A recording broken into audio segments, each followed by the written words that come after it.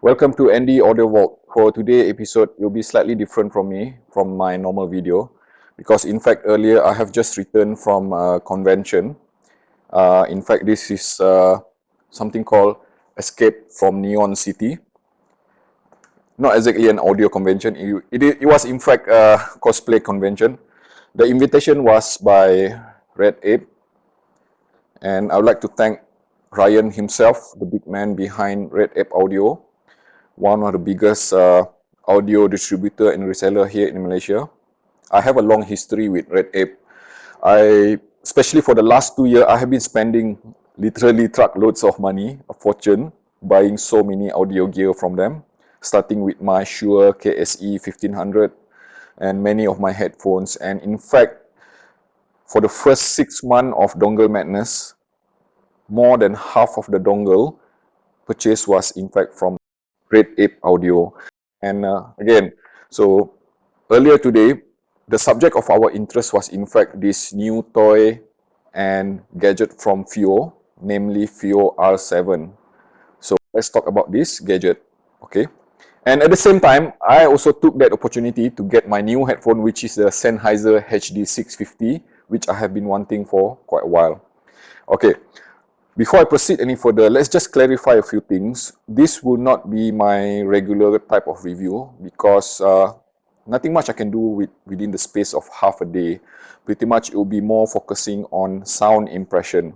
In order to do that, I have actually brought with me some of my regular listening equipment, attach it to that R7, and then I will try to describe as much as possible, as concise as possible, how do they perform with R7.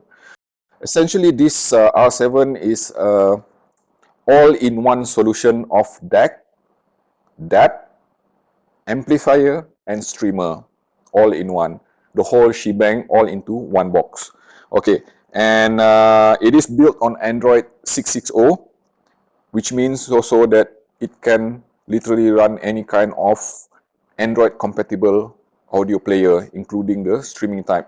So I'm talking about Roon or even let's say Tidal and even perhaps Apple Music. The R7 itself is built on this latest flagship DAC from ESS Sabre, which is ES9068AS, right? Single DAC.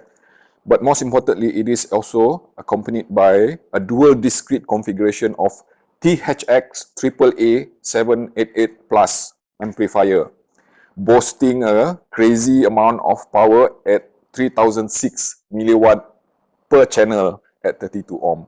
Crazy powerful. So as you can see here, the interface is pretty much very simple, and FiiO have simplified many of the Android features so that it will be optimized for audio functions here and there. All right, so let's just go forward into the sound impression itself. First on my menu was obviously this Etymotic ER2XR, as you can see here. Okay, I ran that. My ER2XR has always been running on 4.4mm balance mode attached to the front there. And then one thing that I noticed is that immediately when I start playing music, okay, the first thing that hit me was the resolution. I was like, damn, this is so very resolving, so very analytical, and so very detailed. I am practically hearing every element of macro and micro detail presented to me in bold presentation, meaning that, you know, even the most subtle of micro detail would appear very well pronounced. And perhaps one of the key things also that I noticed is that with my ER2XR, I am hearing an expanded head stage, which also means the sound stage is kind of a wider than what I am used to coming from that ER2XR. However, there is some cons as well, which I will mention after this.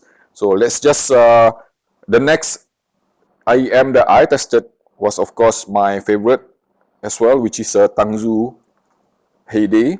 All right, as you can see here, it is in fact having similar kind of result with my ER2XR. Again, very resolving, very detailed, and very transparent, meaning that the signature of this TANGZU Heyday was presented in a way without any sort of hint of coloration.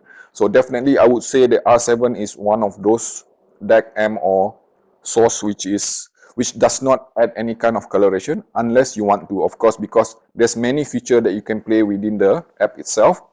But what I'm trying to say is that, again, what I'm hearing is that presentation which is very, very analytical and very resolving, with all micro and micro detail presented very clearly. And then moving ahead to number 3, which is BQEYZ Winter. So pretty much similar to the result that I'm getting from ER2XR and Heyday. BQEYZ Winter is another extremely resolving IEM. Even more details, perhaps even more than ER2XR and Heyday, to a point that, even the tiniest of micro detail, I was able to hear it very clearly. All right, so let's just stop there first at these first 3. All 3 of them shared the similar trait of being highly resolving. In fact, BQEYZ Winter being the most resolving among them all. And the key concern that I have noticed is that this focus towards being analytical, being highly detailed, being highly technical also takes away a bit of the element of musicality. And in fact, I feel that it was devoid of any kind of organic element to it. Yes, it is very transparent, it is very resolving from the lowest frequency to the highest frequency and anywhere in between. Okay, so depending on your preference, this could be a plus or this could be a minus, because if you are the type who prefer a bit more of musicality, perhaps combining R7 with highly analytical or natively bright sounding listening partner may not be ideal after all. Alright, so enough of that. Switching to the next one, which is my Sennheiser HD650. And this is the first wow factor which I would like to share with you. You see, natively, HD650 is a bit more well-balanced and a bit more organic. So when attached to something highly analytical and highly resolving and highly powerful source like R7, everything seems to open up, the balance of sound, the dynamic transient itself, how it flows from one end to another, the head stage, the sound stage, the layering, everything just pops up. There's good authority to the sound itself, the punch, the element of detail, the element of micro details, and most importantly, while doing all those, HD650 was able to retain the musical element of it. I would just simply put it this way: it is just simply enjoyable using HD650 with this R7. After HD650, of course, I attached my favorite magnetic planar of HiFiMan HE400SE, which is I'm so very familiar with. Surprisingly, despite the resolving nature of HE400SE, or should I say a slightly brighter nature of it, it does not sound or exhibit similar kind of trait which I observed with my 3 IEM, which I mentioned earlier. Yes, it is very resolving, very clean sounding in fact, but it does not lose that organic element to it.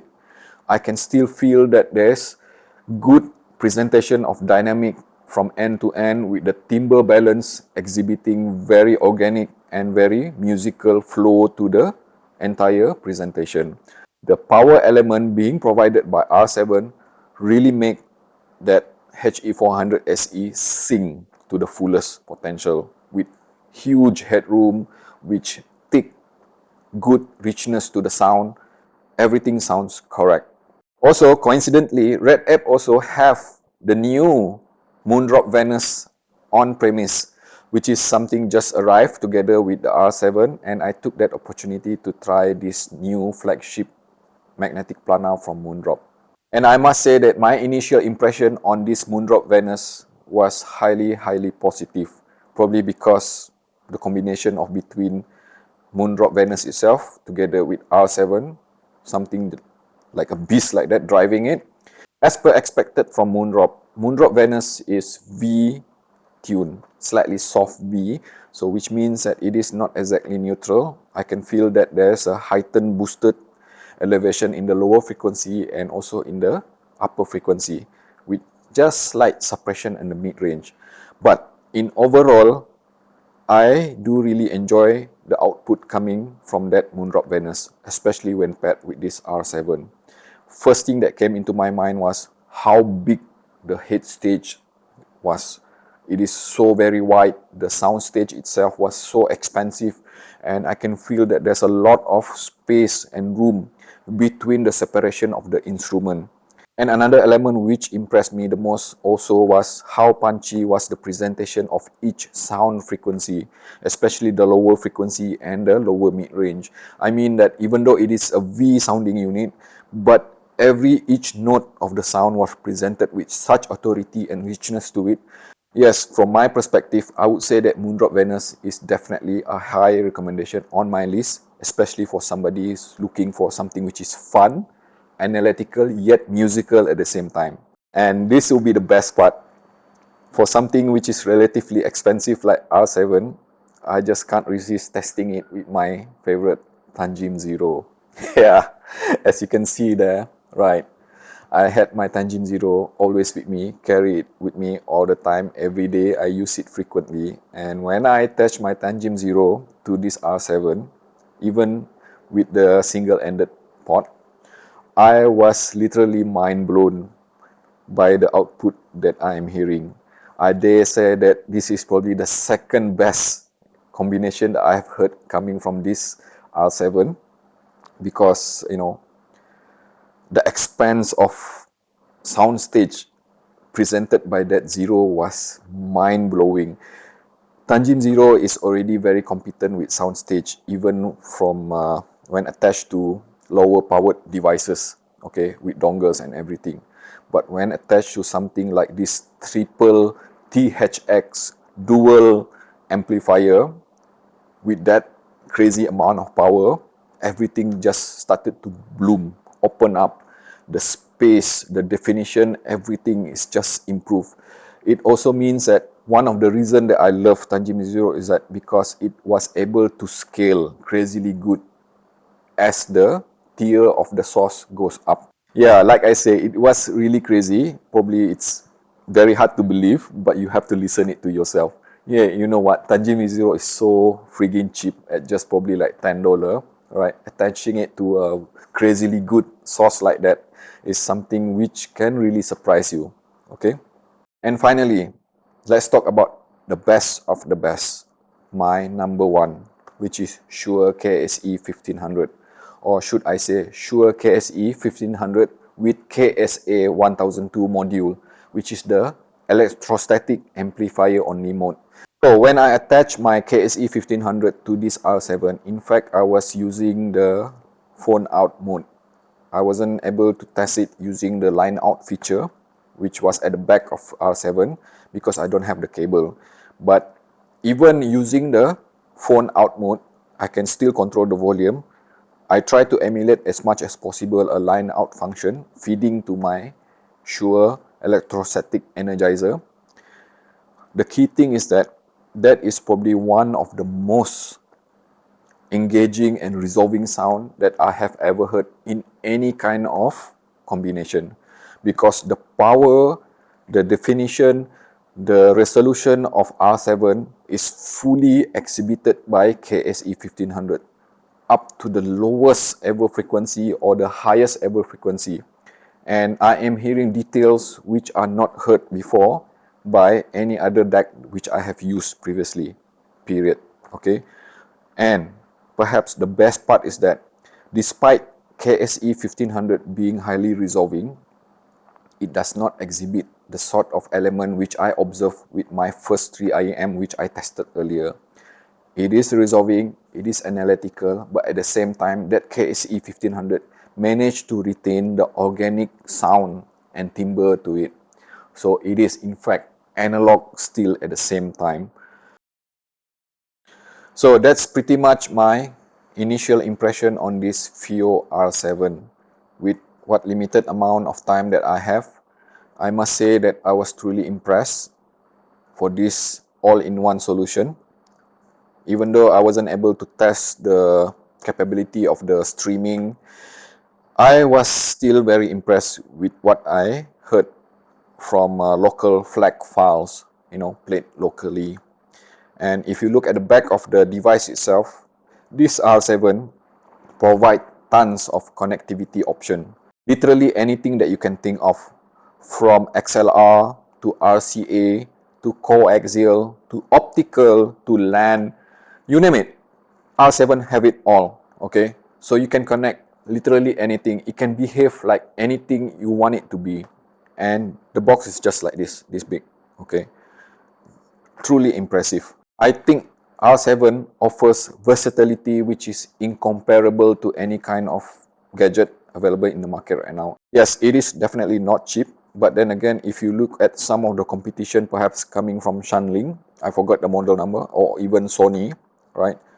At the price being asked by this R7, it is still, I would consider as very affordable, under 1,000 US dollar.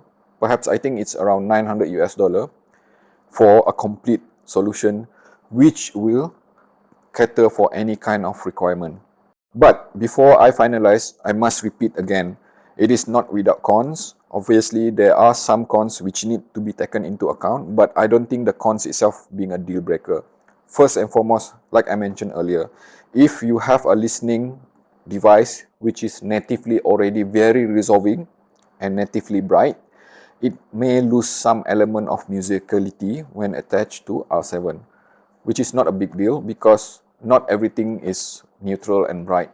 So if you attach something which is already, something like HD 650 or even some other magnetic planar like Fostec T40RP MK3, the output coming from that combination will not fail to satisfy. Alright, thank you so much for watching. I really appreciate your time staying until the end. And please do check out RedApe if you are interested into this R7. This is probably the only unit available right now in Malaysia. You have a good day there.